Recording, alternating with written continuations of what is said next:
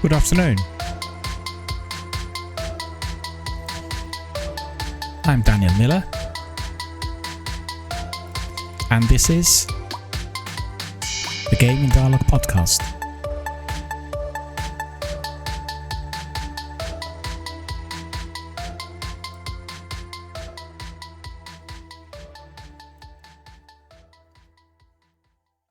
A warm welcome to all of our friends, fans, community members, participants, and everyone participating here on the channel.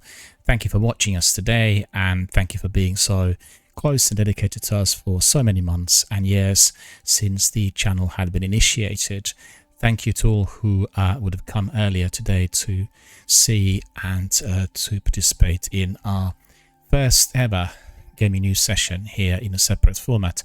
And I am very glad that some people had found it of interest, and in addition to that, I can tell you I found the whole concept a bit novel, slightly unsettling, because I have so many different technical things to think about at all times, and that's not really at all what I want to be doing as I'm focusing on the content. But you know, it will be a sort of exercise of trial and error, certainly for a few weeks before I learn everything, before everything begins to work as it should.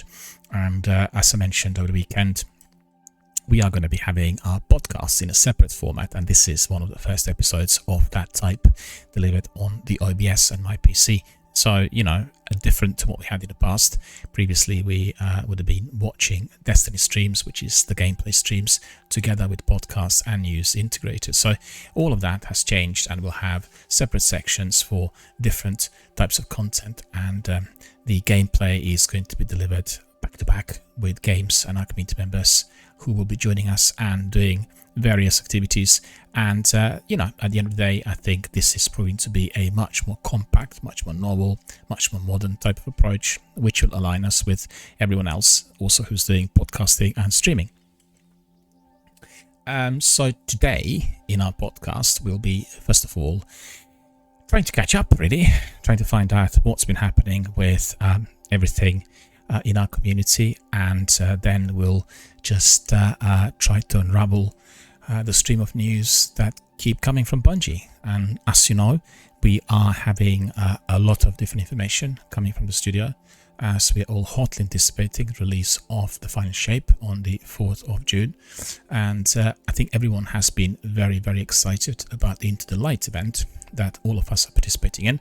And you know, it's been a very, very exciting period. I guess after a lull, it needs to be said that many people got quite disappointed with what's been seen after the release of Lightfall. First of all, the DLC was not well received, and many people expected a lot more from the developer. And also, I think what has been noted was the change of direction. The visuals, the characters, and the overall gameplay seemed to be, to a degree, divorced from what we had experienced from the game and from Bungie in the past. And that was literally probably the aspect that did not go down well with anyone. And that would include myself. So I have to say that I did find the characters in Lightfall similar to the chaps from Marvel Universe, and that to me did not really gel too well with all the aspects of Destiny gameplay that I was pretty well used to, and also narratively it didn't seem to connect. Although I have to say, in addition to the usual, I did find the seasons to have a very, very good content. I thoroughly enjoyed the new direction for which every week we're playing a story mission, and then we're also getting involved with lots of sort of competitive bits in the course of the action. So, you know, the season content was very good. I wasn't playing the seasons every single day, but whatever was on offer did entertain me and did actually bring me back to the regular gameplay within the Destiny universe. So I wonder how everybody else is doing, how everybody is, and what's been happening.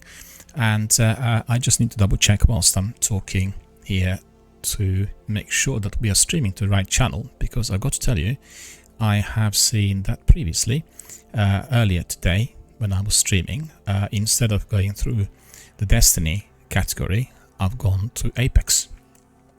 I have no idea why that happened. There was some sort of mishap here with my OBS setup, and I was unaware of this, so it's gone through a completely wrong category. Anyway, anyone who wants to see and hear what the news were about, was able to, still is able to access my video through Twitch or YouTube, already archived there. It all sounded quite good. I actually triple checked the way it came across, and I'm quite happy and satisfied with the result. So, coming back to Destiny, we've had quite a few months of, I guess, unsettling type of behavior coming from very many of our community members, as a huge amount of dissatisfaction was being voiced and experienced and presented to the developer. And they really did get that together. I have to say, they were listening to the concerns, and they must have been skyrocketed, and I should say they should have been hit by a huge tremor rather than an earthquake after that negativity that was indeed transpiring from various corners of Reddit, Twitter, YouTube, and all other social network platforms directed at Bungie, and particularly in the area where many community members felt that certain promises were not being fulfilled, and also they felt that Lightfall was a fluke, really a sort of DLC that did not live up to the standards of the Witch Queen, that many considered to be the very best part of Destiny universe altogether, and also didn't like characters. I think there's a lot of complaints about a couple of those guys that actually resembled Silver Surfers rather than anybody coming from what we used to hear in this Destiny-based universe. So a lot of expectation, a lot of anticipation, and I would say that the studio did deliver. I certainly feel that Into the Light is again an activity that is somewhat changing direction. I think most significantly, if we were to consider what happened to Lord Shaxx, we'd see that he's migrating from exclusively the Crucible stroke PvP activity into different arena, the arena in which we are battling the enemies, the usual enemies in the PvE environment, and then he has a huge amount of goodies for everyone who is entering the field and everyone who is prepared to be combating the evil that's coming from the Witness. So that is almost like a prelude to the battles that we are to be facing after June. And don't forget that the seasonal content, as we experienced it already for 5-6 years, will be ending in June, and everything from that point onwards will be delivered in a different format, a format for which every month there will be an episode, and this episode will contain a lot of different content. So I'm not 100% sure what concept they have for that, whether there will be also activities that will be raised in the light level, or we are going to be doing lengthy grinds, or there is going to be a complete change of direction, so we'll do story-based missions and everything that is connected to the future of Destiny. Anyway, we'll wait and see.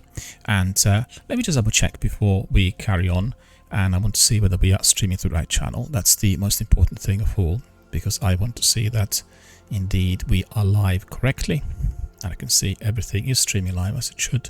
And let me just see. Okay, that looks fine. And let's just very quickly look at the category as well. So bear with me, that should be no time.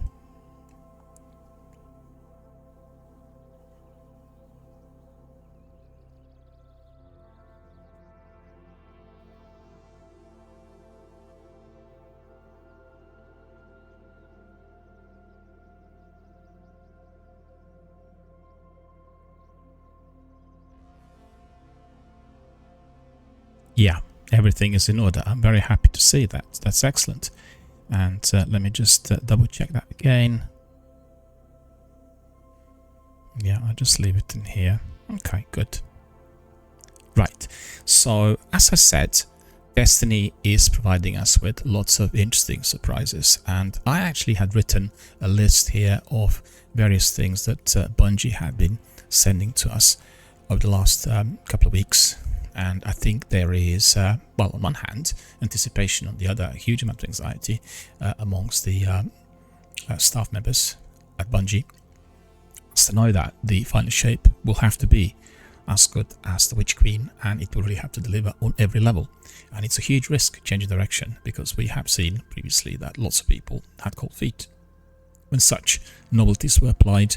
And it's a major change from the beginning. Well, let's say we go back in time. Let's go back to 2013, and when Destiny 1 was launched. I think initially, and lots of younger members or people who've not been with the game from the beginning forget that the initial game actually had fairly frosty reception. There were lots of complaints about its content, about the difficulties with the story, with in-game activity, and then Bungie developed several DLCs, particularly the big one, The Taken King, that indeed has given Destiny a new direction. And then with that DLC, it became what it is still today, a complete masterpiece of video game making in every way imaginable. And Destiny 1 initially for me, when I saw it first, and particularly after I read various articles that were coming out in press on what Bungie were doing, was very closely aligned to Halo. On the other hand, it did have auspices of Mass Effect, but Halo being a first-person shooter and not having much of a story, particularly looking at the trilogy that Bungie had been working on, and then Mass Effect that's entirely story-driven. It's like two different worlds being married together, and it was a bit of an uncanny mixture. I have to say, I didn't really jump on it initially, because initially, when I watched some of the videos, it did remind me of Halo straight away with some of the weapons and some of the activities right at the beginning, Cosmodrome, etc. But then in due course, after The Taken King, I got very interested, and coming back to my own gaming history with Destiny, I decided to set up a Twitch channel, which is what I have today, a streaming channel. And then I was really researching for quite a while the best possible game to be streamed, and I wondered whether a PvP game, a narrative-driven title, an RPG or any other would be applicable. And I came across Destiny, as the game appeared to be extremely connected to many community members. Basically a game that many community members are playing every day, and were very connected on various social networking platforms. And it appeared to be friendly. It appeared to be a game that will be bringing lots of different rewards, not just from the actual gameplay or chases of the monsters, or any of the enemies and evils that are lurking from behind, but more so from engagement with new people, new community members, and people who are interested in becoming your friend, becoming your coach, your teacher, your guide.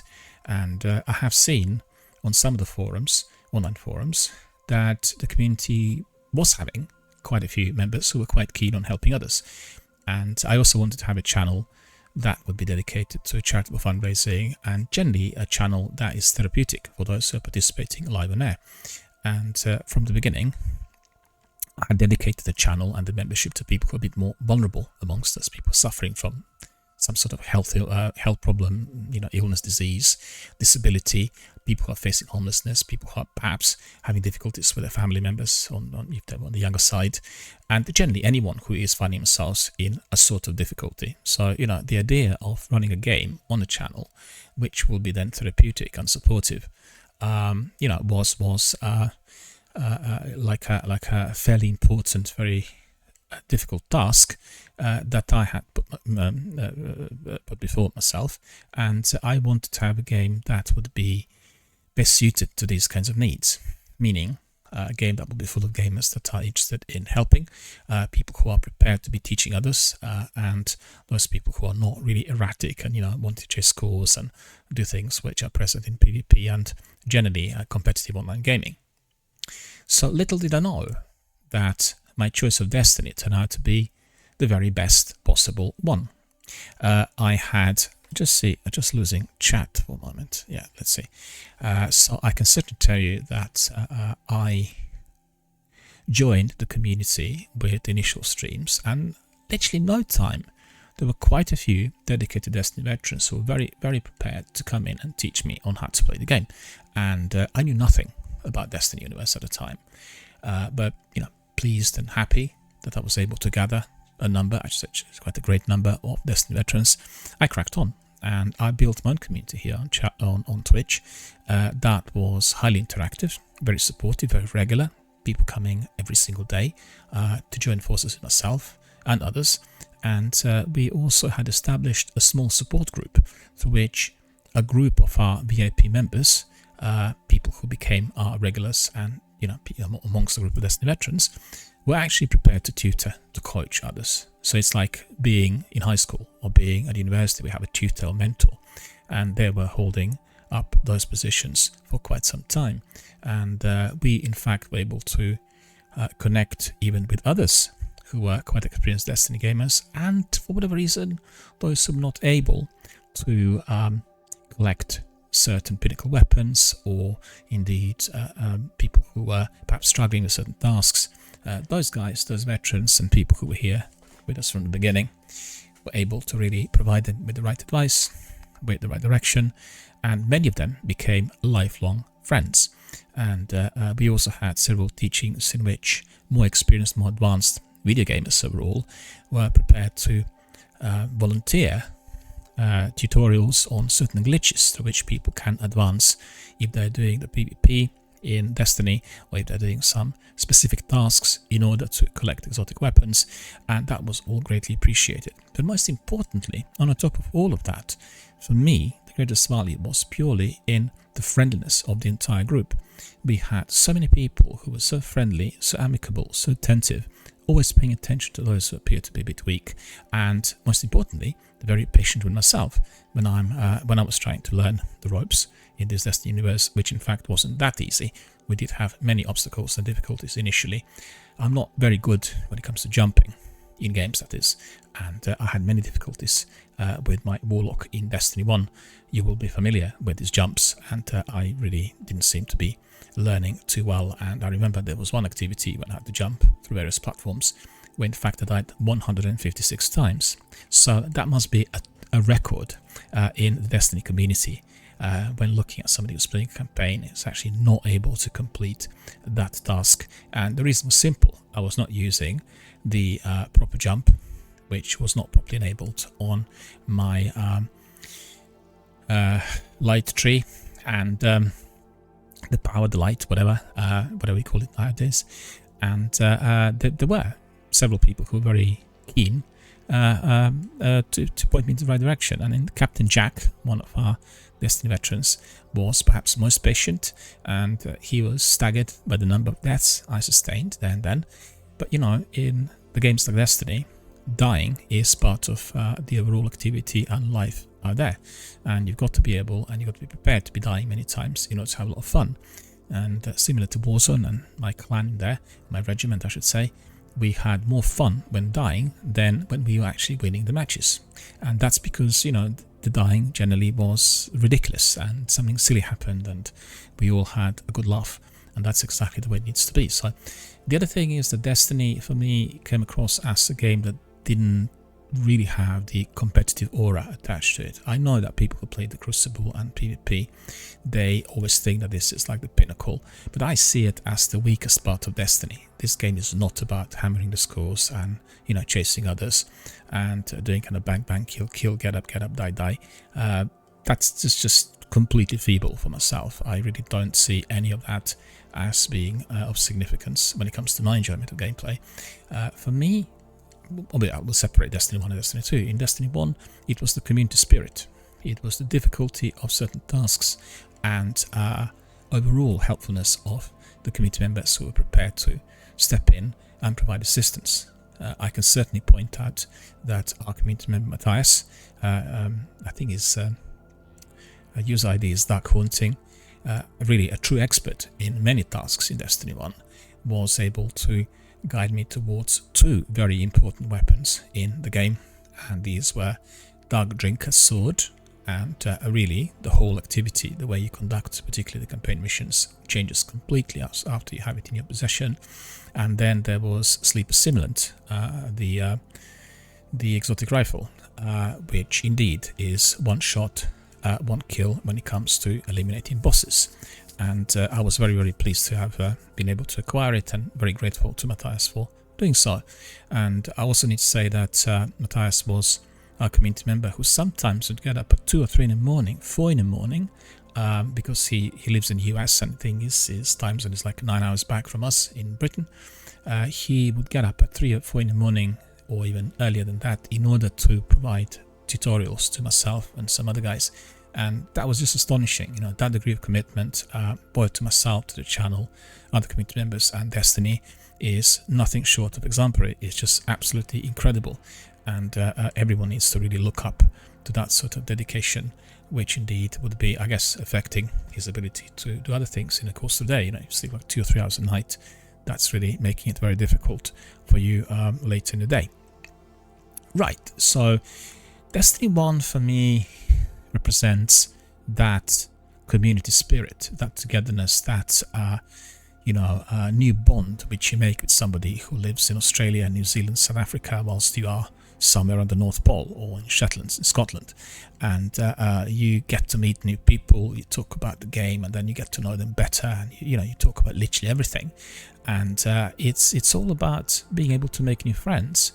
Also, Destiny 1, similar to the sequel, is best played together with others.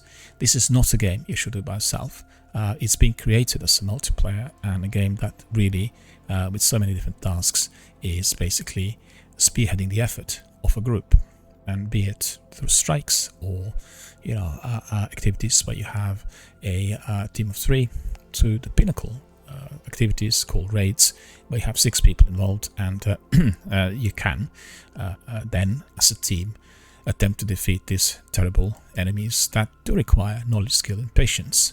So it's togetherness, it's the degree of support, and it's the overall community spirit that really held me, and that really provided me with some most rewarding, most incredible personal and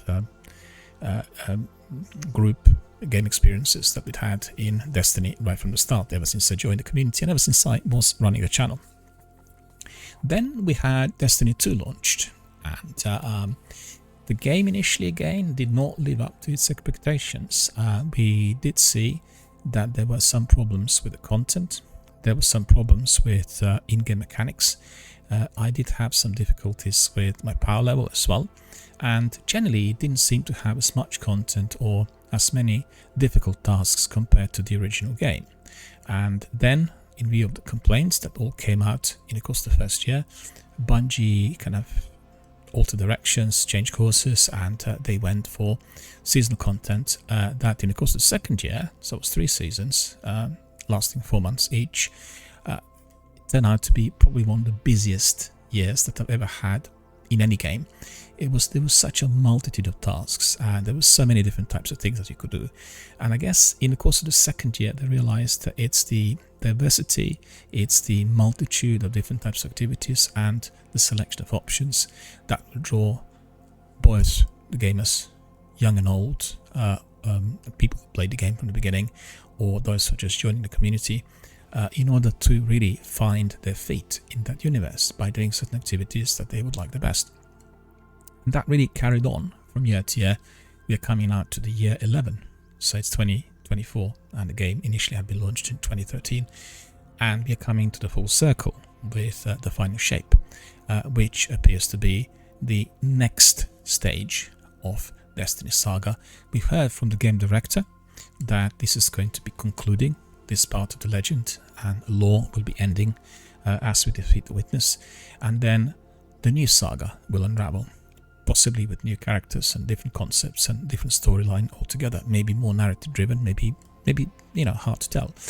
But therefore, as we're coming towards the final chapter, we're all very excited. Coming back to the sequel, what I did like about the sequel from the beginning was the diversity that you did not have in the course of the first game, and even during the first year there were quite a few things that you could be doing, like for instance Gambit. I really enjoyed, very different to what we had in the original game, and a sort of activity which was a mixture of PvP and PvE initially, and that's not the way it is today. You'd play 3 matches, and then obviously the team that won 2 out of 3 would be winning, and it was just like literally very, very enjoyable new type of activity.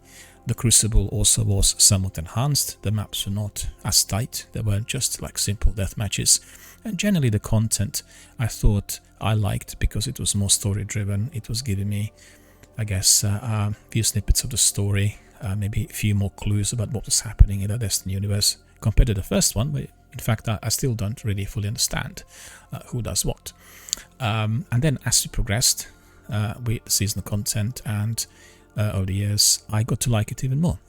And again, the reason for that was just a multitude of different tasks and things that you can be doing, and all of them literally from the first one are based on that community activity. Everything I've done in Destiny 2 was done with our community members, and there are some absolute tip-top veterans here who will be always prepared to help you if you are struggling with some task. But the element of help and support that was present in Destiny 1 in here is much broader, as you have many more tasks to complete, and therefore you have many more opportunities and options to engage with other community members. So that is the greatest strength of Destiny. Despite of what's been said and heard, I guess some of us got a bit frustrated with some repetitive content, but it's just sheer multitude of tasks and different types of quests and things to do in that vast Destiny universe. The quantity of content is just truly mind-boggling, I have to say. And even when I look at my inventory, or if I'm examining the quest, I always have quite a few in stock, and that is something that indeed will be always with me. And also particularly, the degree of support I'm receiving from others in order to move on, in order to complete certain tasks. And I have to say that there have been a few story missions that were given to us through the recent seasons where I really needed extra people to be together with me, because really doing them by myself was not just not enjoyable, it was actually plainly frustrating. Some of the bosses were quite hard to kill, and you really realize that the activity was built in order to have 3 people fully on board. So therefore it gives you a fantastic opportunity to help others and to learn about the game and to make friends and bonds with people from around the world. The other thing which I need to stress, and I think it's extremely important, both linked to my podcasts and the news as well as to gameplay, this channel from the beginning has been helping those amongst us who are less fortunate. And that means people are suffering from illness, disability, or any other major difficulty that is impairing their independence and everyday life. And I realized that our gaming community, which is vast, it's I think 4 billion people worldwide, does have this huge opportunity to bring people fully on board if you are completing an important task. And that task always should be giving attention to those who are more vulnerable amongst us, people who are weak or people suffering from health issues, and then provide them with necessary support for them to get better, or to find a new direction in life, or to find a new opening which should provide them with maybe better jobs, employment, education. People who are suffering from disability, making sure that they're never feeling isolated and alone. The list just goes on and on. So basically this channel is dedicated to that degree of support, i.e. supporting others. And recently I formalized on the aspect which is linked with charitable fundraising. So this channel is now basically a charitable fundraising channel, and initially, right now, we are going to be supporting the Mind charity, the UK-based charity that helps people who are experiencing mental health problems or any form of psychological pressure.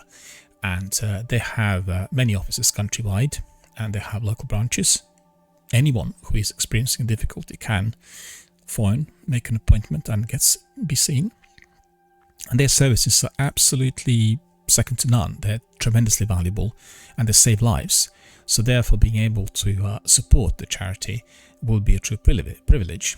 I did have a short fundraising campaign last year whilst I was testing my new setup through beta here on Twitch, and we raised a bit of revenue. It wasn't really massive, but in this instance I will be dedicating a lot more time both to fundraising and also to the channel in order to meet these targets. So if you're interested, you can simply look at my links, which are on my Twitch page. Go to About section, and you'll get all the information there. Basically, once you click on Tiltify link, Tiltify is a company that supports charitable fundraising. You will get all the information on them, as you could say, the broker, and then on the charity that I'm presently supporting. And in addition to that, you can watch the stream there. The actual charitable fundraising is built, I guess, within the parameters of some form of competition. You have milestones, you have polls, you have rewards, and every time you reach a certain target, you are doing some specific community-based activities. So for instance, if you are to be contributing towards £50, this is one of the milestones, and then the person who actually presents the revenue, who donates whatever revenue that is, when the target is reached, we are going to be then building a particular group that will be dealing with bosses in the raids, and you have like a VIP access to that. So community activity, which then will be run for a while as we are then trying to reach another target, which is another £50 up. So, making it a bit competitive. And also on the other hand, I have polls. So once we reach the target, in order to get into the raids, we'll have questions. It's like a small quiz through which you, the community members, will be deciding what armor or weaponry I will be wearing or using in the course of these raids. So it's very, very amicable, very friendly, very sociable, and most importantly, it is helping those charities who are absolutely in dire need of support, and helping, in this instance, the Mind charity, which I said is based in the UK. I also will be supporting several charities based in the US, but we need to be focusing initially on the campaigns which are instantly accessible, and I don't want to really spread out the resources too thinly, because the target is certainly to be helping the charities which we believe are very valuable to our local community. And I know that Microsoft have been supporting St. Jude Hospital, and I forgot to mention my greatest success in charitable fundraising was last year when we connected with Bungie Foundation, and several of our community members were donating and contributing. So I was able to raise £100 towards the this was Little Lights campaign, I think, supporting St. Jude Hospital for Children. And then anyone who donated would have been receiving certain kinds of rewards from Bungie, and they included emotes and armor and different kinds of gifts which you receive digitally. And I think in some instances, for people who were contributing with larger sums, there were also hoodies and t-shirts and so on and so forth. And that was a very, very successful, very enjoyable campaign. Thoroughly loved it and had a lot of fun by doing it, and very grateful to those of our community members, Zenith in particular, who was both facilitating and contributing to the campaign in order for the targets to be reached. And we are going to be doing the same thing again in summer. Once they have their campaign up and running, we'll join forces and we'll try to raise a lot more revenue than last year, but also we'll try to set up realistic goals and realistic targets for us, to contribute and for them to be met. So that is really the creed of this channel. It's helping others and paying attention to those who are in need of support, paying attention to those people who are a bit more vulnerable than us, people who are experiencing health issues, anyone experiencing any form of mental health problem. And we also are going to be doing charitable fundraising, just like I said. So these are the two major tasks the channel has. This channel is not about competition. We don't really want to be endorsing competitive gamers. We don't want to be on esports. This is all about the community, about social activity, about joining forces with others, having a lot of fun, and actually pursuing a very valuable cause throughout that activity together online. So keep this in mind if you're joining us, if you're new. I think our older members and people who've been here from the beginning will be more than familiar with the task and everything we had accomplished over the years. But for the newbies and for everyone coming in through YouTube, Twitter, Instagram or TikTok, just make sure you read your terms and conditions, because as you enter the forum, you will be bound by the terms and conditions, i.e. the channel rules. And I have several moderators who are monitoring the content, and obviously we are aligned with the charities that we support. Well, I should say I am aligned to those charities I support. And, there's a lot more attention given to everything that is being performed, said and done here live on channel. And people need to be very, very careful with how they communicate, indeed, if participating live on air with the audio comms or video in our battles and Destiny-based activity. Even more so if we are to be doing Apex or Warzone. We know that these games are a bit more competitive, and there could be definitely a lot of adrenaline flying about, and we don't want to see any unpleasantries at any stage. We had none so far. There were just a couple of incidents with the Crucible in Destiny 1 where we had some hackers trying to really hijack our accounts and do nasty things, but that was just like a one-off incident. Everything else was absolutely enjoyable and amicable and happy, and I really can't say that there have been any concerns over the years. And I think most people who join the channel realize that this is not just a ordinary competitive gaming playground, but this is a channel that supports important causes, and it's full of mature gamers, and therefore no nonsense was presented here live on air. Right, so just to summarize, yet again, we are running a channel which is supporting those who are a bit more vulnerable, people who are in the need, people experiencing some form of health difficulty or disability. And also we are supporting charities through various charitable fundraisers. So, subscribe, support, donate, and help our charities. I'll say that again. Subscribe, support, donate, and help our charities. Remember, your contribution could be as great or as small as you desire. It can be a few shillings and pence. And if you have many people contributing a few shillings and pence, that will be obviously creating a sizable revenue. And that revenue goes through Tiltify directly to the charity which is being supported. In this instance, this is the Mind Charity. And they will be getting every one of your pennies which you are sending via Tiltify. I'm just a person who is promoting and highlighting the reasons as to why we need to be supporting our charitable networks. So, and I have no other interest in all of that, but simply to raise the profile of the charities and make sure that the money, the donations, are being distributed correctly to the charity directly via Tiltify. But what my interest in all of that, and I could say certainly the satisfaction that I get from the activity, is in knowing that by doing so, I'm saving lives. If you go to the website and if you read, some of the comments and views and feedback that was given to the charity, you will see how many lives were saved there. On the other hand, as a senior mental health professional, as a senior psychotherapy consultant, I had worked in several charities and I had worked in various assessment centres where I had been saving lives in real life, and hands-on approach, being out there with people in clinical settings. So I know how important it is for people to feel supported, and most importantly, not to feel alone or isolated if they feel under a huge amount of emotional pressure. And that applies to every one of us. One doesn't have to be in a hospital. One can be having difficulties at work or experiencing problems within one's own marriage or family, or with children, or in school if you're at college, and you need somebody to talk to. You need somebody who will listen to your concerns and provide you with that helping hand, or by provide you with a good ear which is going to be listening and taking things on board. You will want to be heard. You will want to be helped and supported. Remember that it is critical that, considering the way things are today, we really try to deliver as much support as possible to those who actually need it.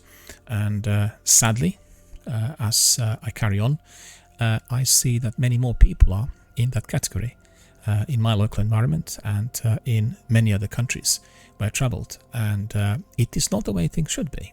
We are advancing in technology, medicine and science, and we should have better facilities and better means to which we can achieve certain goals in life. But I'm afraid everybody is affected in a different way, and success and advance in technology, science and medicine does come at a price, and the price frequently is sacrifice. People work very hard, very long hours for very little money, and in order to have that degree of satisfaction when they feel that they have achieved something, like people who discover new medicine, people who come up or explore different approaches to certain difficulties.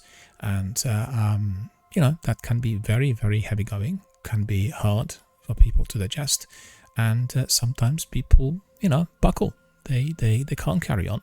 Too little sleep, too much stress, a lot of commuting, all these kinds of things affect one's own health. So I guess I forgot to say, this channel is also very health conscious and sort of health related. I always try to administer thoughts and views on so-called ethical healthy gaming. Ethical gaming is the gaming where people behave appropriately in public forums. They pay attention to others, they don't do anything which is wrong, offensive or unpleasant, and play games moderately so that they can enjoy the games within a reasonable number of hours with their community members, friends, family members, or other groups that are providing them with that degree of satisfaction. And being focused on health is more to do with the maintenance of overall health. That is both physical and mental. So here on the channel, you'll find lots of discussions between myself and various members on how to do that, how to be able to run your life healthily, and how to manage the degree of maintenance which is necessary for a healthy living, be it from the time you go to bed, through what you eat when you get up, whether you exercise, whether you walk, whether you go to work, whether you are keeping a clear mind on certain tasks, whether you are reading a lot, whether you are doing your regular gym and swimming sessions, whether you are eating healthily, whether you're cooking your own dinners or eating in restaurants, or whether you are doing everything the other way, sleeping during the day and playing games at night, eating greasy spoons, drinking a lot, taking drugs, So it's contrasting approaches, and I certainly here with my members on this channel is very inclined to be supporting the healthy one, because we want people to enjoy gaming and online activities in a way which is going to be the best possible for them, and also providing them with the best of health. I have a slight photosensitivity, so when I play Destiny, I know exactly when I come to a cut-off point. I don't like really these flashing lights and bright colors and all that. And I had actually a couple of podcasts in the past which were dedicated to a former US servicewoman who was seriously hurt on an active duty, and she developed epilepsy. And she's a huge Destiny fan and a Destiny veteran. And then she talked openly about the difficulties that she's experiencing, because she has to weigh up two different things. One is her passion for the game, and the other is the technical issues that the game produces in terms of flickering lights and flashing lights, bright colors, which actually affect her neurologically, and therefore she has sometimes grand mal seizures after playing the game.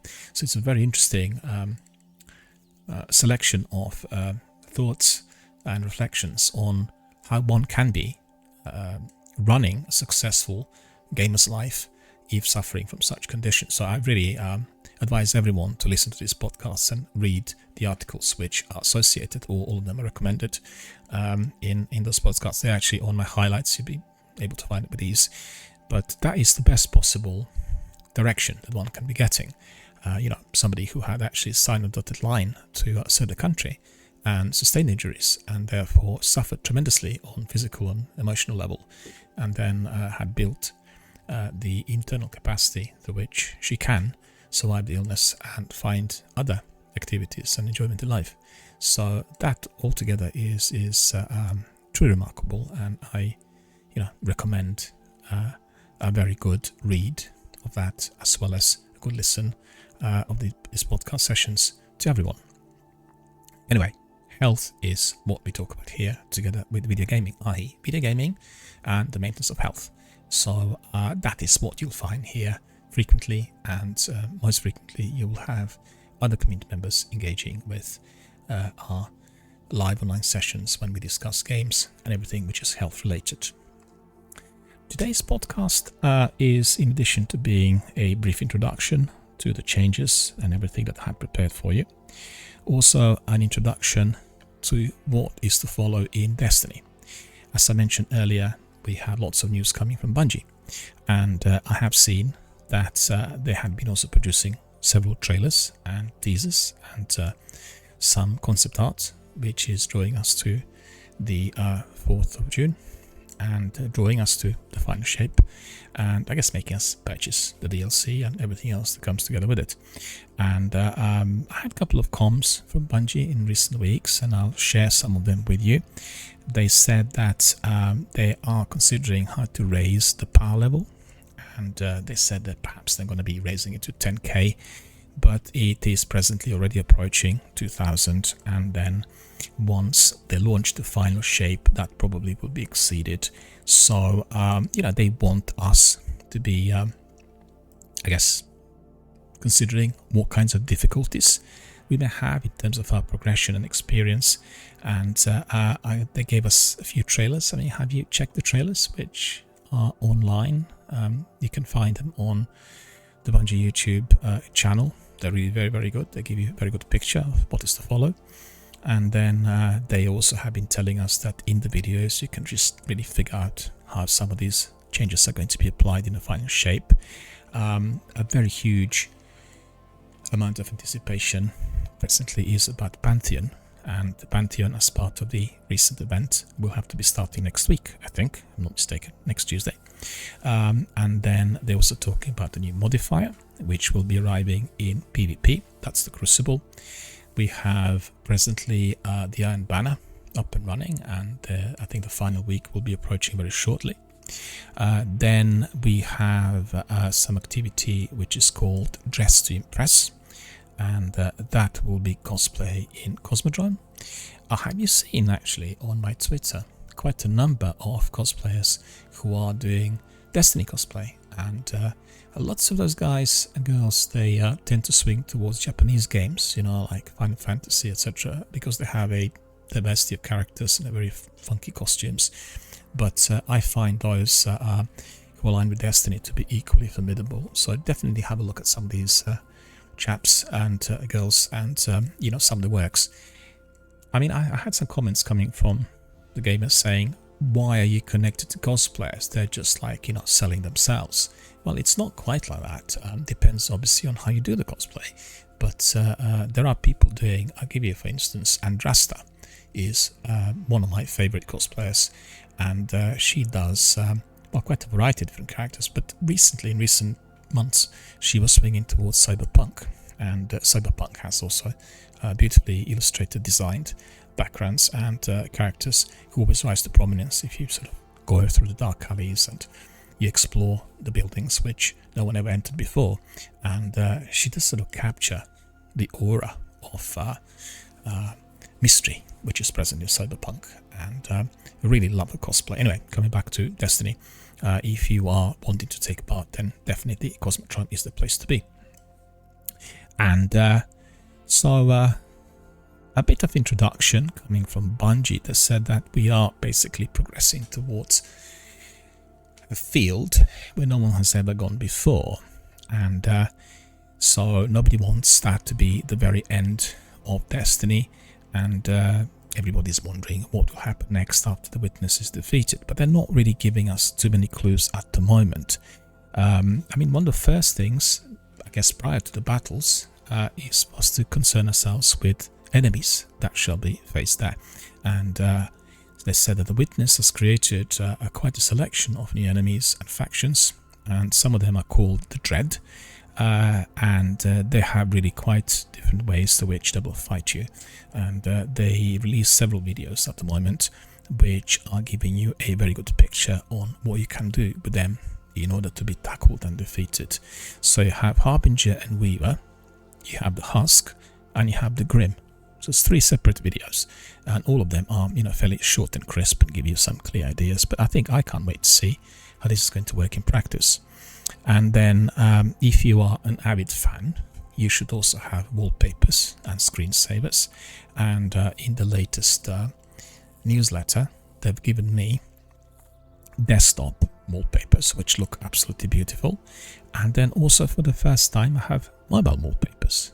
Actually, on my mobile phone, I have a screensaver which is celebrating 20 years of Xbox, and it's a terrific screensaver. You know, you got all the lead characters, people like Master Chief and others in a selection, and it just blends in so well, even with my apps and other icons. It's really terrific. So I really invite everyone to go to Bungie website, and you go to, is it bungie.net? Yeah, and go to the section that gives you rewards, and you can collect mobile wallpapers as well as the screensavers for your PC. I actually have got a very good screensaver on my PC. It's a picture of the Guardians that are ready to fight in PvP, and it came together with Into the Light. It's, you know, one of those kind of dark red, kind of burgundy colored Guardians, and they just look really absolutely terrific on my laptop. Really happy, and I need to explore. I downloaded already these mobile wallpapers. I'm still really looking forward to seeing how they will work on my Android. I don't use iPhone. So the next big thing that's been discussed in the community is the question of the power levels, right? And how the subclasses will work. So there have been some suggestions that there's going to be a new system of subclasses introduced, and I'm not 100% sure how this will work, but they said that fighting power is a new thing, and that's been announced at the Destiny 2 showcase last year, if you remember. And I got to say, I watched the showcase and I was a bit lukewarm on the whole thing. I didn't think they were giving away too much, very cagily giving us some sweets, but not really providing us with any cakes. And I guess they wanted to keep us in suspense. But on the other hand, Bungie under huge pressure to create something that will exceed the Witch Queen in order to regain confidence of community members, in order to bring them back. You know, people kind of literally dropped out like flies after the Lightfall DLC, and therefore I guess they want to be working to the last minute to make sure that everything is as good as it should be, and most importantly that everything works. We have seen with multiplayers like Anthem, where things began to backfire seriously. It was the same problem with Fallout 76, and you know, we just said today in the news that one of the games that was offering special edition costing $150 with all DLCs included now was having cold feet and this, and they said that actually the DLC was not going to be provided. You know, you don't want to see any of that kind of nonsense with Bungie. You want everything to work perfectly, and I'd be quite happy to have the final shape even delayed if they discovered that there were some technical issues. Anyway, coming back to fighting power, and they said they gave us a bit of a teaser in that showcase last year, but they have a lot more coming with the final shape, and they revisited the power systems, overhauled their UI to make power more intuitive and more approachable than ever before. So I guess you'll find that the newbies and people who just joined the game will find it a lot easier to step in compared to, you know, the dreaded picture of customization which they couldn't work out on their own, and they shouldn't really work it out on their own. They should really come in and ask other community members to help them, and that's exactly as to why these complicated system of customization have been created. I mean, I learned everything from my community members, and every time I go to Sakapupo or Zenith and ask, well, what do you do? What's the best way forward? And they'll always have the right answer. Actually, Zenith was here with us the other day, and he said, by chance, he was just, you know, double checking on the time he spent in Destiny 2, and he said it was like 13,500 hours. So that's 13,500 hours spent on Destiny 2. So I can assure you that our friend Zenith, our dedicated community member, will be able to help you with anything in that universe. You know, can ask any questions, and I'm sure he will have the right answer. So, you know, that quantity of time spent in Destiny tells you how important this game is in the gamers' lives. You know, because we all make new friends, we all make new bonds, and for us it's both a game and a social networking forum, as well as a platform for which we communicate and, you know, make new friendships and new bonds, meet like-minded souls from around the world. You know, all of that in one. Right, so coming back to the new goals, so the changes. Power will offer a meaningful progression that will then reward players with a real sense of getting stronger. Destiny 2 is a game which you have got to be playing with other friends. Don't play it by yourself. I mean, you can, but it's just a completely different ballgame. You do not have the same amount of enjoyment, and you will find some activities very frustrating if you're just doing them as a single player. And Bungie are inviting everyone to join forces with others, and always reminding people that if you're frustrated with certain activity, and I've seen on Reddit, I've got to say, yeah, lots of people on Reddit who are complaining that certain tasks are really menial and boring and difficult. Well, were you doing them in a group?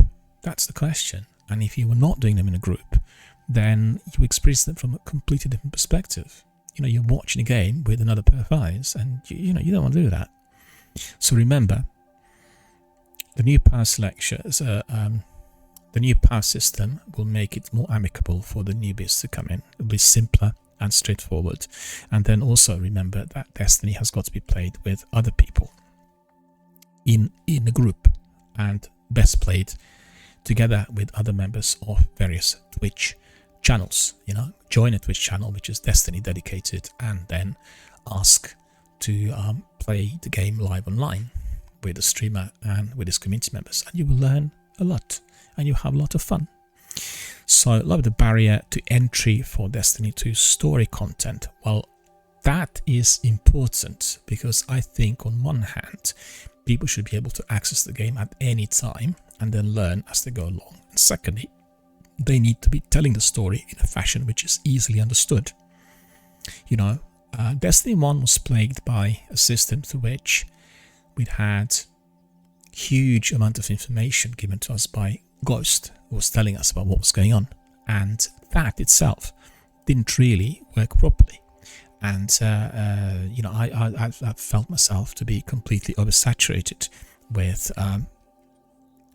a tremendous amount of facts and figures, and that didn't really help me in order to reach that degree of understanding on what was happening in the game. I still don't really know. You know, I talked to Sekapupu and he said that he learned the best about the story after reading the lore, and he was collecting the books continuous throughout the game and was grinding, you know, hard in order to get all the pages. And I just think that it'd be good if we had a more simple, straightforward narrative that is helping us to understand everything. I mean, on the other hand, I also feel that in Destiny we probably would need like a separate section with cutscene. Well, coming back to that, Bungie did create playlists with cutscenes from various DLCs, but I just don't really think it cuts it for me. I would like to be able to learn from the game, and I'd like to be able to replay all the content, and that means all the missions at any time. You know, when you go to Skyrim or you go to any of the other single-player games, you can always revisit certain sections, replay the game and enjoy the parts. So we do sometimes different things in order to spice it up and change direction, and you want to be able to do that with Destiny. They've given replayability of campaign missions in recent times. We are not getting anything on the story missions that were arising in the course of the seasons, and I really want to have that as a replayable. That for me is a priority. And so we have like the new idea, which is called Fireteam Power, right? And I guess it's similar to what you had in Crucible in recent months. If you played with somebody who was a top-notch Crucible player, you'd walk in and then the ability level would have been simply increased to his top-notch scores and, well, whatever he had. I don't really like that. I find that to be intimidating, because if I go in, I'm not a very... I mean, first of all, I'm not keen on the Crucible to start with. For me, that's the weakest part of Destiny. And then secondly, if I come in and somebody is there with massive scores, then obviously I'll play against tip-top veterans of the Crucible and PvP, and, you know, will not have that degree of enjoyment. Anyways, what they're suggesting is that playing with friends will be easier than ever, and it doesn't matter whether you play every day or, you know, played in years, and it doesn't really matter if oh, we have somebody else popping in. Says the Baltazar is asking, what's this? Well, it does say what it is. It's Gaming Dialogue Podcast, and it's telling you presently all about what is to follow with the Final Shape, you know, when it comes out, and you'll be able to find out about the introductions and the novelties that Bungie have been producing and introducing over the last few months, and all of us anticipating the release of the Final Shape. Anyway, coming back to what Bungie had described, so the playing with the highest power in Fireteam, at the highest power level in the Fireteam will become the power leader, and all other players in the Fireteam will be brought up to 5 power below the power leader. So if you come in and he's above you, you'll be brought back to 5 below. And Fireteam power will be affecting activity difficulty, and your unadjusted power level will still determine the power of your rewards. So being a power leader will also give you a boost to any commendations and at the end of the activity. So if I'm understanding that correctly, we are going to be getting the very best rewards thanks to the Fireteam leader. And they say that the power level will now be displayed next to the activity power cap. That's going to be right by the launch button, and you can easily determine how difficult the activity will feel. So that's quite useful, because, you know, if you're not keen on doing it on ultra legendary level, then you can just back out. Or if you want to be experiencing a challenge, just bring in some of the veterans from our community, and you'll be able to get it. So when your power is increased by fireteam power, then your adjusted power will take its place. So friends should always be able to play together regardless of what power level they hold. I think that's a very good idea. Well, it sounds a bit unclear to me, to be honest, but I would want to see that in practice. I would quite like the idea that you have a fireteam leader who is literally highly ranked and has huge amount of everything, and then due to his contribution, the team will benefit. Well, that's exactly how it should be. So like, in a squad, if you're in the army, you will be always looking up to your superiors. You look up to your NCO, or somebody who is a commanding officer, fireteam leader, and you will be then getting rewards because, in chain of command, he did something correctly and therefore you were able to accomplish the task. So that's, sounds good on paper. So we need to see it in practice. And they said also they'll be trying to dispose of the power limits from legacy gear. And he said there was a problem which they faced when designing fighting power, and that was the limits found on the older pieces of gear from the past. So they said, we probably noticed that the adjusted power shared by the power leader would sidestep the caps of an old power limited items, so that would make it possible to ignore them. And then after thoroughly considering the problem space, Bungie came to the decision to basically dispose of the power limits from all items starting in the final shape. So that is always going to be, always being able to play with your friends was a huge goal for Bungie. There's no restrictions. And so as they are going to be closing out the Light and Darkness Saga, they want to rally literally all Guardians, active, returning, new, old, veterans, newbies, rookies, you name it, to help fight the Witness. And there is no better way to play Destiny than with your own fire team. I agree. I had some of the best gaming experiences here with my community members, and we running tournaments, and we did lots of different things, and that was absolutely terrific. So that is the best way to play the game. And I also say it's also the best way if you are associated with a channel and if you are bonding with that channel's community. It's incredible how many friends you can find, and we've had many examples here where people come in. First of all, they'd watch several sessions without saying anything. Then once they would start talking, and they would ask eventually to come in to do some activities live online, and they would make friends. Sometimes they'd make friends just through the chat, and the chat was giving them the opportunity to maybe select a new fire team, which is going to be applied to the gameplay, and not always live on air with me, but in their own time elsewhere.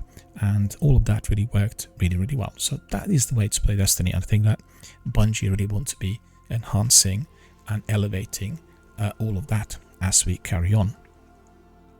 So they also said that many of the old power limited items have been dismantled by this point, and then they will have no recovery mechanism for these. But lots of old items are really no longer useful, and I think we are not going to be particularly distressed about their absence.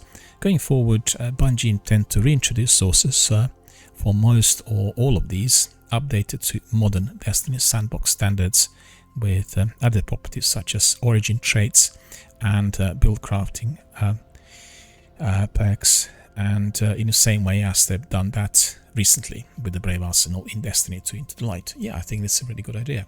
And I think I talked a lot about the lengthy grinds, and many people in our community complained that the lengthy grinds were becoming completely unnecessary. You just grind, and then you get something which is not particularly useful. An old piece of armor or the weaponry that you will never be using just in order to get stashed in your vault. And I agree. I think the rewards need to be more meaningful. They need to be more applicable to the gameplay, and it doesn't matter if there are lengthy grinds. It doesn't matter if you're going to spend several hours doing it, but if you're getting something which is worth it, then that will be very, very satisfactory for everything that you do in Destiny.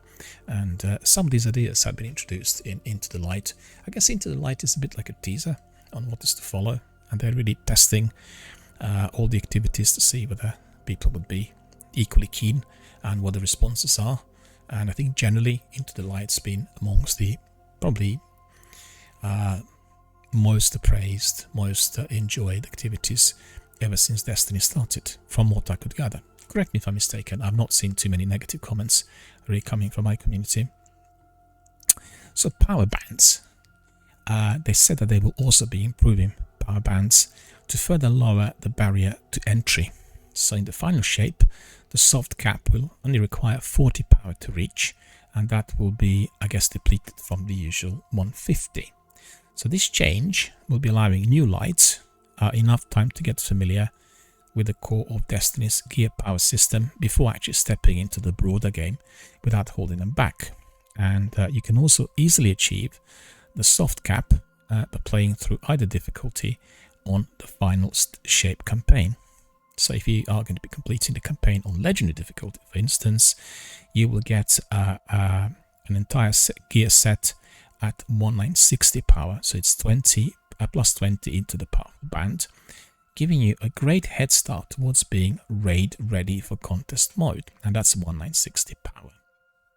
Yeah, that sounds very good to me, and I think people can then decide for themselves. I think it is one thing I quite liked about the last 2 years of Destiny is this optional element. You know, you're being given the choice, and you can decide for yourself whether you want to do it like this or like that, whether you want to do it by yourself or with your crew, whether you want to be playing it on the hardest difficulty level or perhaps not.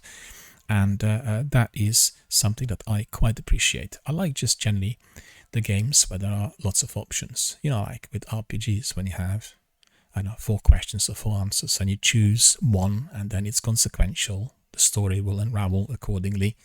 I like that. That's sort of my sort of thing. It's also enabling myself to do replayability. I can go back in and I can re-enter the game. In fact, just on something which is completely unrelated, I played The Quarry of late, and The Quarry is a terrific cabin in the woods type of horror game. In fact, it's less of a game and more of an interactive movie, and I really wanted everyone to survive, which I guess on a first gameplay is impossible, and I managed to really keep them all alive all the way up to about halfway through, and then the terrible things began to happen. So I finished the game, and then I unlocked a special mode that will actually allow everyone to survive the night, and I really want to play it again. So, you know, slightly disappointed towards the end. I thought they wrapped it up in a way which was narratively inconclusive and maybe, I guess, created in order to enable sequel, but it had a really good pace. It's like a slow pace throughout the game, and then suddenly it ended, and I was collecting all these tarot cards and, you know, wanting to see what the destiny is going to be like, and unfortunately the vast majority of the protagonists also died. Hardly anybody survived the night, and I didn't like that either. I wanted, you know, all of them to survive. Anyway, coming back to the options, that is what I quite like. It's you come in and you take decisions, you choose certain options, and then you get certain consequences. And if you don't like that, you can replay it again. A good example, Quantic Dream is probably one of the best companies together with BioWare providing these sorts of games, which are consequential with your answers and options. And I played Heavy Rain a few years back. Loved the game. It's a fantastic film noir game, and I really wanted to play it in a way through which I would get the happiest ending. So it'd be like really cool at the end. People would live. And I played it in a way which I thought was good, but actually everyone died, and the murderer lived, and he walked the streets, and he was looking for other victims after everyone else died.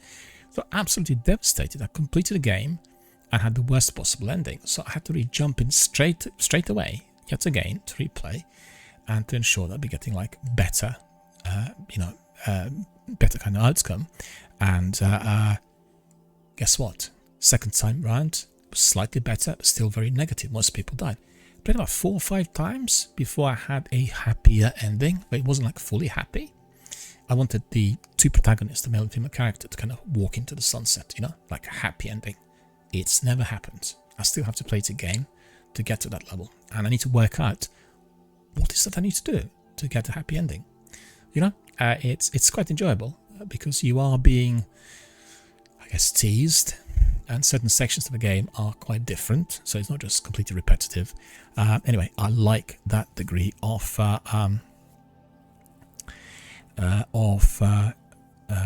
challenge where you are getting into the options. You have to ask questions and provide answers, and you have to be thinking what the consequence is likely to be. You have that in many games. You have that in The Outer Worlds. You have this in Starfield.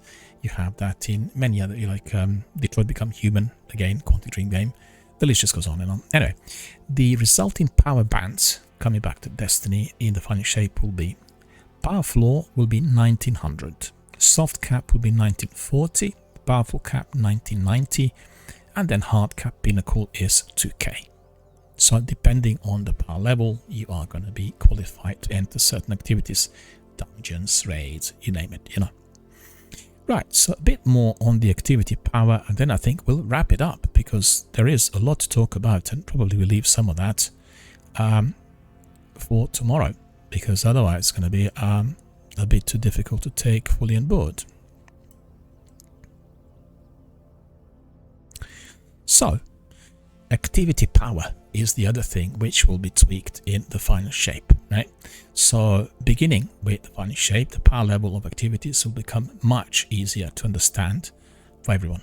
So they're also making it easier so players can enjoy Destiny 2 story and free roam content at any level. I think that's quite important. Also, I would say I quite like the idea of them introducing replayable sections, you know, so you can always replay, because there's certain parts of the game you really like the environment, the bosses, whatever, and you want to revisit, not just to be getting them on the random strikes.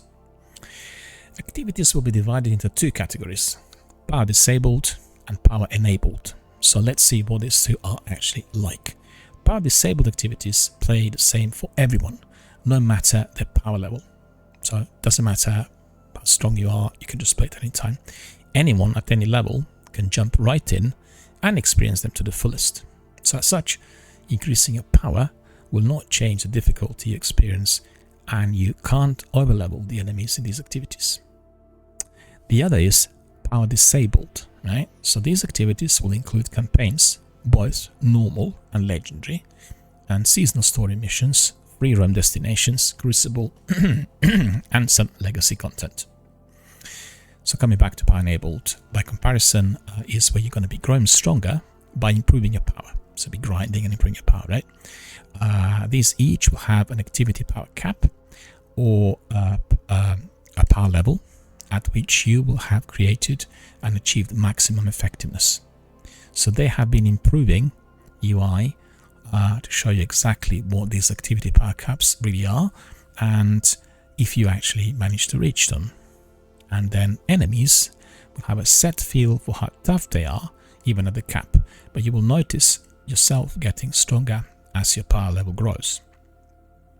So power enabled activities include Vanguard playlists, Nightfalls, seasonal activities, exotic mission rotators, Trials of Osiris, raids, and dungeons. So these are more difficult activities, particularly when you come to trials, raids, and dungeons. And then they say that it's worth calling out that gameplay tuning in the existing high difficulty content will remain unchanged with these updates, and they will be continuing to experiment with all of these new activities that evolve in difficulty throughout the run, like for instance deep dives, coil, and onslaught. And they also look forward to continuing to explore different ways to make very difficult activities engaging and enjoyable, and also, I guess, rewarding to conquer, because some of them have been really seen like a lengthy grind, which was not particularly enjoyable, and while making your ongoing power climb feel meaningful and very important.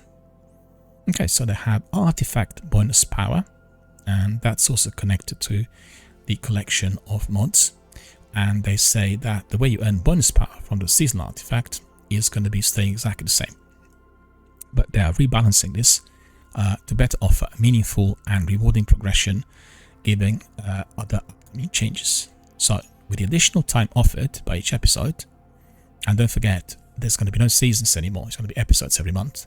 So with the additional time given offered by each episode, they'll be increasing the number of weeks with seasonal challenges, and they will be also receiving a buff to the XP, so the actual seasonal challenges will be long lasting. Given this, they also needed to make some adjustments to the XP requirements or artifact bonus power levels.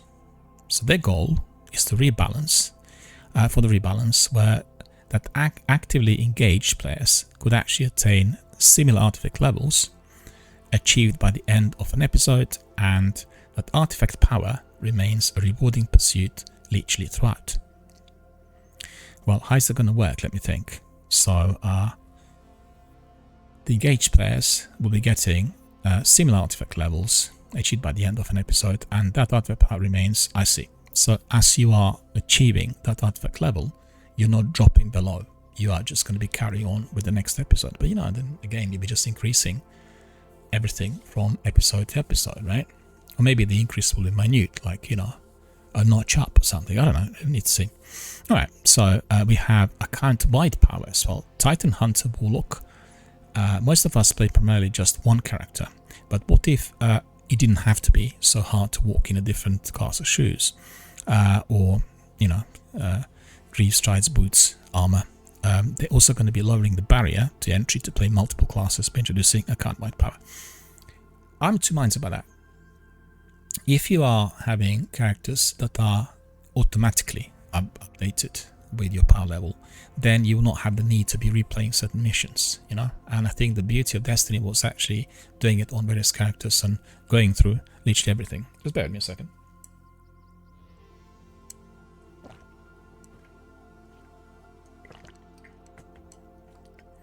Doing on a different character meant you had to rework certain things, which you would have completed on Hunter, let's say, if you'd gone in on the Warlock a bit later. And I quite like the idea. So for myself, I'm in 2 minds about that. And I was in 2 minds where every season we're just upping the power level, automatically, irrespective of what you were doing in Destiny. That's not really cutting it for me. I think if you go back to the first game, being able to engage with activity meant you also increasing your power level, and you had to grind. You had to do it together with other people, and you had to work hard to get to a certain level of ability. This is a risky approach. I know they're balancing out the approach, veterans versus the newbies, but they want to make the game as open as possible for anyone to come in at any time. And, people who've been with the game for 11 years perhaps will not be that hot on this. Anyway, we'll see what happens. So starting in the finely shaped, the gear rewards you earn on any character will drop with a power level relative to the highest power character on your account, right? So level up the power of your Hunter, and when you switch over to your Titan Warlock, the gear rewards you earn will be around your Hunter's level. So not exactly the same, but just about. The exact power of rewards will still depend on the source, but the power you earn on one character will positively influence rewards you find on your other characters. Well, that's a new system, I guess. But, let's wait and see how it works. Because cross-character power progression is now intrinsic to this game, power boosts are no longer offered for sale. Well, I really appreciate that, because I really don't like the idea of somebody just purchasing and acquiring all the skill that other people were obviously doing very heavy grinds for. Campaign skips will still be available for alt characters, and these changes aim to make switching between characters and classes easier than ever before. So I guess you can try something new and put on that Mark Cloak bond for the first time and feel happily rewarded. Right, we're coming nearly to the end of this, and we'll have a look at the Pantheon. So that will conclude our description of novelties in the final shape as given to us by Bungie. So they said, finally we are making some improvements to the power of rewards. But I really think that's an area that required a lot of attention. I really felt receiving the weapons from previous seasons that were no longer customizable or not particularly useful, and craving for the new ones that the new character in the season would be providing you with. So it just seemed pedestrian, it seemed mundane. I mean, it was okay to do it a couple of times a week, but it didn't really draw my attention, so that I would be doing it on the more regular basis. And there's been a lot of criticism coming from both this community on my channel as well as other Destiny members elsewhere on Reddit, and people just feeling the rewards were not sufficient. And they said they have been making some tweaks and improvements. So for some time now, select activities such as ritual playlists did have a chance of dropping a powerful reward with 1 power for players between the soft cap and the powerful cap. So in the final shape, they will be extending this beyond those select activities to just about every reward source in Destiny 2. So it's literally spelling out. This change will help players gradually reach the power cap no matter what activities they choose to play. And I think that's important. And that's really important, because if you felt that somebody was just hammering the dungeons and the raids and you didn't fancy doing these activities, then you would be left behind. You would have no point at which you can be included in some other activities within the Destiny universe. And this probably will be quite positive and definitely of interest to very many. And also they say this change will enable players gradually to reach the power cap no matter what activities they choose to play, so you will not be limited to just the weekly available powerful rewards, but basically various ones across the board. Additionally, Bungie are improving the power of rewards you purchase from vendors and collections. All items purchased from vendors will now drop no lower than 3 below your highest possible power, and items reacquired from collections will be 5 below. So I guess if you're grinding, you're getting better quality. If you're purchasing, it's going to be less powerful. But it's certainly a good idea. It's a sort of change that I believe will be rewarding to many different community members, and particularly to the new players. And as from next Tuesday, so that is tomorrow, that's more or less imminent, Guardians will have a chance to face something we have never done before. That's called Pantheon, right? That activity. And Pantheon will unfold starting April the 30th with 4 of the toughest bosses you have ever faced. And tomorrow we will battle these bosses live on air. So tomorrow, after it's launched, we'll actually do a stream and you will be able to see how this works in practice. And I'm sure Sekapup and Zenith will relish this. The challenge will escalate over the coming weeks until you have to defeat 8 bosses in a row. And you can read more details on Pantheon in one of the postings on the Bungie website. So, I think if I'm not mistaken, they were writing a few weeks ago on what Pantheon is going to be about. So, that's definitely something I look forward to. And that is definitely a kind of activity that some of our hardcore veterans will be definitely relishing, as it provided me a huge challenge. And it looks like a sort of activity that's going to be building up from week to week. So, Pantheon, we are eagerly awaiting your arrival tomorrow. The last bit here today in the podcast, linked to the final shape and the changes and the novelties and the news in Destiny Universe, is linked to Create a Challenge. So to celebrate such an occasion, Bungie are launching a friendly competition between some of your favorite content creators. So 2 teams will race to be the first to complete each of the Pantheon's weekly challenges, all while also taking on increasingly unique modifiers that amp up Pantheon's difficulty. So the fire team that finishes first will earn a point, and after 4 weeks of challenges, whoever has the most points will be crowned winner. So you have quite a number of people who are well-known Destiny veterans, streamers and gamers. So you have Team Clyde and Team Sweat, right? So one is with Gaxi Clyde, who's the captain. Then I have above Asticross, Ifrost Bolt, Lana Lane, and CB Grey. So that's one squad, and that's 6 of them, just like in a raid. And then Team Sweat, it's Sweatical, he's a captain. Then Evan 97, Pure Chill, Benny, Yellow Light, and Sneaky Beaver. Pure Chill sometimes I watch. And P1K Peach will be hosting a play-by-play, providing post-competition coverage as well as keeping score between the 2 stream teams. So do not miss it. Yeah, I agree. That's really quite cool. I just took a couple of notes. I mean, basically, the streamers will be competing against one another, and it's going to be great to watch. So if you are having access to your PC, your Android, or your television set or your console, make sure you watch some of that. That will be great fun. And also you can watch it on VOD, playback if you cannot watch it live.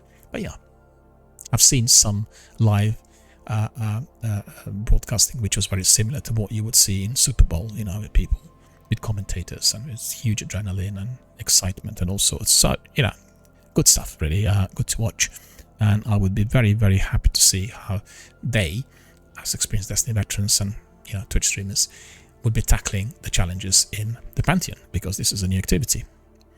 The only thing that some people have is so-called early access. They can practice somewhat prior to the actual presentation, and I think that's slightly unfair, but anyway, don't quote me on this. I think it's best if everybody starts from kind of ground zero. Okay, so hardware supremacy in Crucible Labs, that's the new thing as from tomorrow, and then it's the last chance to earn Iron Banner rewards, and that's again this week. I think you still have a few hours to do that, to complete that, and that will be back in the tower on April the 30th for one final Iron Banner week before the final shape arrives. So you are going to be having a bit more time to complete. I stand corrected, and then that will be from April the 30th until week before the final shape arrives. And they say that Lord Saladin is on better terms with Lord Shaxx of late, and they said that check on the law on your brave arsenal pieces. Well, definitely, this is a very, very good advice. I've not been reading any of it. And then Cosplay Cosmodrome is back, and they said after an amazing first edition in 22 focused on Savathûn, the Witch Queen herself, Bungie are very, very happy to announce the second installment of Cosplay Cosmodrome, and they're sort of kind of shaking up things a bit, and every participant will get the chance to create a cosplay for a specific Destiny 2 character. And they have an article which has been published last week, so if you want to learn more, go to Bungie and go to the news section, and it's called Cosplay Cosmodrome article, and then you are going to be able to learn all about it. And if you want to cosplay yourself, check out their latest reference kit, which is basically the Witness itself. I think that's about it, what I have for you today. So that's all about Destiny. It's all about the final shape, and I gave you a bit of a description on what we're going to be doing here on the channel. Just quickly recap, we are going to be supporting various charities. This channel always from the beginning has been linked to people who are a bit more vulnerable amongst us, people who are suffering from some sort of health issue or disability, and we always invite, embrace, support, and greatly endorse people who are from that community, basically to come to our channel and join forces with us and combat any kind of issue or difficulty that you have. In addition, this channel is now running fundraising campaigns. Presently, I'm running charitable fundraising campaign for the Mind charity based in the UK. This charity is helping people with mental issues, people who are experiencing psychological pressure, difficulty, emotional trauma, any other problem with their mental state. And they run the services with professionals and volunteers countrywide, have many branches in almost every town and city of Britain. And anyone who is experiencing a difficulty of that sort, which is, I'd say, sort of a mental health issue or any form of emotional difficulty or pressure, they can simply approach the charity and make an appointment, and you will be seen and helped. And just don't forget that such appointments and such sessions save people's lives. I mean, I worked in 3 of our major charities and worked in assessment centres for many years, and I know what this is like, and I know how valuable it is to those people who are suffering when they have an assistant, a friendly ear, a person who they can confide in, somebody who can provide them with some practical advice, and somebody who can listen to the difficulties, and most importantly for them not to feel isolated and alone. So Mind is providing all of that, and I am personally supporting this charity through my fundraising campaign here on the channel. And I advise everyone who is watching, listening, or going through the stuff here on playback, just consider how important this would be if you felt terrible, for somebody to be with you, and therefore you would feel better, and you would feel that you are moving forward, that the bad feelings are being taken away from you. And if you actually have a loved one, a relative, a friend, or anybody else who you know who had gone through that difficulty, you will be fully aware of how important such contributions really are. So by donating to us, or I should say by donating through us, you will be forwarding those funds through Tiltify to Mind, and therefore you will become an active participant in the process through which these lives are saved. I can't put in the words how important that is, because I see sometimes in a walk through London, people who are destitute, people who are sleeping rough on the streets, and people suffer tremendous mental health issues, and this sort of assistant advice is priceless. It just, I can't put into words how important it is. Therefore, people's lives could be helped, redirected, and most importantly, rebuilt. So that is exactly what we want to see, and that is as to why I'm supporting the Mind charity. And anybody who wants to donate, just have a look at the panels, click on one of those, you'll get the link, and then you will be able to contribute. And any donation, however large or small, will be greatly appreciated by everyone. Your donations will be cherished, and by doing so, you will be actively involved in the process of saving lives. So, come back to that. Subscribe, support, donate, and most importantly, help our charities. Help our charities. So, that's all for today in my podcast. All the news about the changes here on the channel and the novelties coming to us through various Destiny activities prior to the release of the final shape. So thank you for listening. Thank you for being here with us today. Thank you so much for being our dedicated community members. I wish you all a very good night, and I shall see you all tomorrow.